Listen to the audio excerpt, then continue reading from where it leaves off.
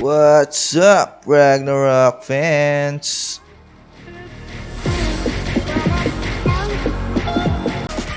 In this video, I'm going to share some tips on how to defeat the Moonlight Flower hard mode. Basically, what I can say for this dungeon is that it's quite easy if you have a tanky priest and your DPS are also tanky, and it becomes harder if all of your DPS are quite squishy, including the priest. Then if that's the case, you will need to follow some certain mechanics. Note 1, which is the main mechanics of this game, is getting what you call the Moonlight buff. So basically, if you kill 9 tails during this boss fight, will give you this Moonlight buff. If you have this buff, you won't get damaged by the Moonlight shockwave and meteors. The Moonlight Flower will summon these 9 tails when her HP is at times 85, times 60, times 36, and lastly times 3.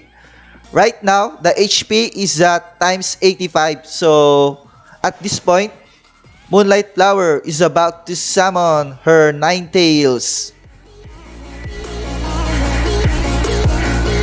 And as you can see here, I was not able to kill a single 9 tails. Therefore, I will get damaged by the upcoming Moonlight shockwave and meteors. But that's okay because I'm quite a tanky priest, and I have here a sacred blessing that will protect me from fatal blow or death blow, and I have sanctuary and other healing skills that enables me to recover quickly.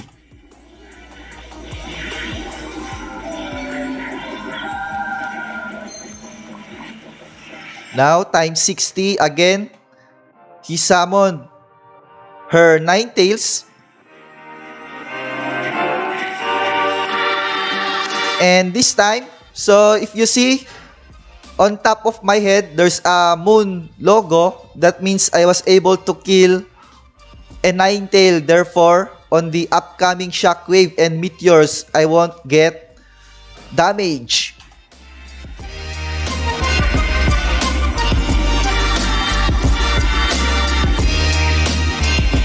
So now you see, that's the effect of the Moonlight buff.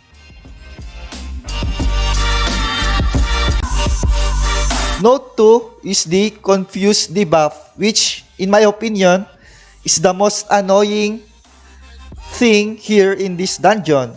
As you can see here, my controls is moving backward, but because I have a Confused Debuff, I'm moving forward. See? Now, note 3 is the minions, which is the golem and the greatest general that the Moonlight Flower will summon or will appear during this fight. And in my opinion, if you have a very squishy team, it's much better if you can kill them. But if you have a tanky team, then you can just ignore them and just dodge their skills. And for all the priests out there who will run this dungeon, I'm going to recommend 2 skills that we need to max out. Number 1 skill is the Sacred Blessing, which prevents you from receiving a death blow. And it will heal you by, I believe, 30% if this is at level 10. So use this skill if let's say you were not able to get the Moonlight buff. After the shockwave, then use immediately the Sacred Blessing. Follow up with a sanctuary on yourself, and that way you will have a good chance of surviving the upcoming meteors. Another skill that I'm going to recommend is the Divine Protection, which reduces damage from demon and undead. So Moonlight Flower is considered as a demon monster. Therefore, this buff or passive buff will be helpful for you during this dungeon run. And now, let's go to the play-by-play of this dungeon. So for the first phase, DPS focus on damage, Priest focus on resurrection.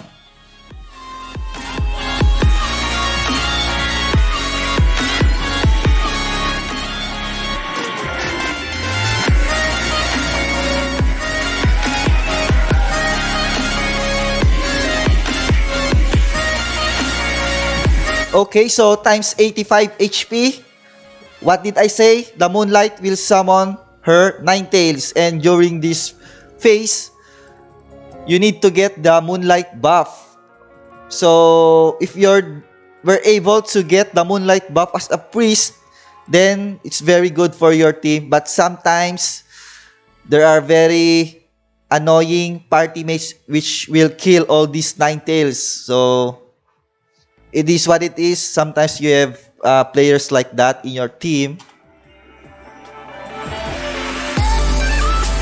And now, let's say you were not able to get the Moonlight buff. Then, as a priest, prepare to use the Sacred Blessing after the Shockwave. Like in this case, I was not able to get the Moonlight buff. Therefore, I'm going to prepare my Sacred Blessing. Okay, so Shockwave, my HP almost 0. Now I'm going to use my Sacred Blessing. And then Sanctuary on myself. Then after that, after the wave of meteors, then resurrect the party members. Again, times 60. What did I tell you? At times 60, another 9 tails will be summoned.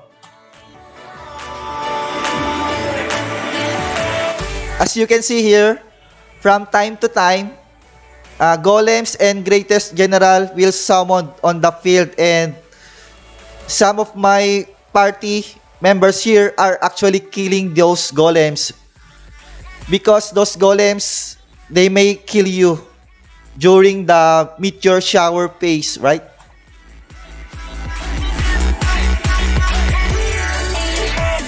Okay, so luckily, I was able to get the Moonlight buff this time using my Sanctuary and Judex level 5. So, Meteor Shower, focus on Resu. And this is the annoying part here, which is the Confused Debuff. It's very hard to Resu if you have the Confused Debuff, especially on the Priest. So, be wary and take note. As you can see, guys, a lot of monsters are attacking me, but I'm quite tanky. So, again, times 37, 9 tails are summoned. Prepare to kill. Okay, I was not able to kill a single 9 tail, therefore, I'm going to use Sacred Blessing again. And then Sanctuary on myself. Okay, Meteor Shower phase. Prepare to resu dead party members. And then times 2 or times 3. Usually it will appear on times 3, the last 9 tail summon. But during this time, it's almost complete already or finished. So prepare to kill 9 tails.